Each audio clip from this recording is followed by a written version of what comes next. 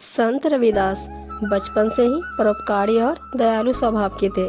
दूसरों की सहायता करना उन्हें बहुत अच्छा लगता था, खासकर साधु संतों की सेवा और प्रभु के स्मरण में वे विशेष ध्यान लगाते थे। एक दिन संत रविदास अपनी कुटिया में बैठे प्रभु का स्मरण करते हुए कार्य कर रहे थे।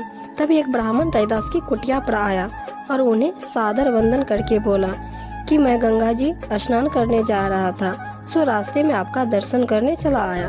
रविदास जी ने कहा कि आप गंगा स्नान करने जा रहे हैं, यह एक मुद्रा है, इसे मेरी तरफ से गंगा मैया को दे देना।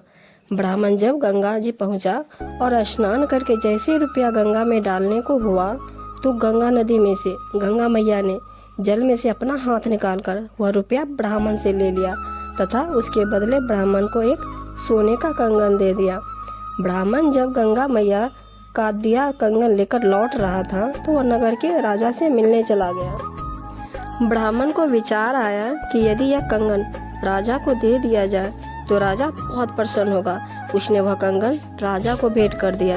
राजा ने बहुत सी मुद्राएं देकर उसकी झोली भर दी। ब्राह्मण अपने घर चला गया। इधर राजा ने वह कंगन अपनी महारानी के हाथ में बहुत प्रेम से पहनाया तो महारानी बहुत खुश हुई और राजा से बोली कि कंगन तो बहुत सुंदर है, परंतु यह क्या, एक ही कंगन? क्या आप बिल्कुल ऐसा ही एक और कंगन नहीं मंगा सकते हैं? राजा ने कहा, प्रिय, ऐसा ही एक और कंगन मैं तुम्हें शीघ्र मंगवा दूंगा। राजा ने उसी ब्राह्मण को खबर भिजवाई कि जैसा कंगन मुझे भेंट किया था वैसा ही एक और कंगन मुझे 3 दिन में ला कर दो, वरना राजा के दंड का पात्र बनना पड़ेगा। खबर सुनते ही ब्राह्मण के होश उड़ गए। वह पछताने लगा कि मैं व्यर्थ ही राजा के पास गया, दूसरा कंगन अब कहाँ से लाऊं। इसी उहापों में डूबते उतरते वह रविदास जी की कुटिया पर पहुंचा और उन्हें पूरा वृतांत बताया कि गंगा जी ने आपकी दी हुई मुद्रा स्वीकार करके मुझे एक सोने का कंगन दिया था, वह मैंने राजा को भेंट कर दिया। अब राजा ने मुझसे वैसा ही कंगन मांगा है। यदि मैंने 3 दिन में दूसरा कंगन नहीं दिया तो राजा मुझे कठोर दंड देगा। रविदास जी बोले कि तुमने मुझसे बताए बगैर राजा को कंगन भेंट कर दिया, इसका पछतावा मत करो। यदि कंगन तुम भी रख लेते तो मैं नाराज नहीं होता और ना ही अब मैं तुमसे नाराज हूँ। रही दूसरे कंगन की बात, तो मैं गंगा मैया से प्रार्थना करता हूँ कि इस ब्राह्मण का मान सम्मान तुम्हारे हाथ में है, इसकी लाज रख देना। ऐसा कहने के उपरांत रविदास जी ने अपनी वह कठौती उठाई जिसमें वे चर्म लगाते थे, उसमें जल भरा हुआ था।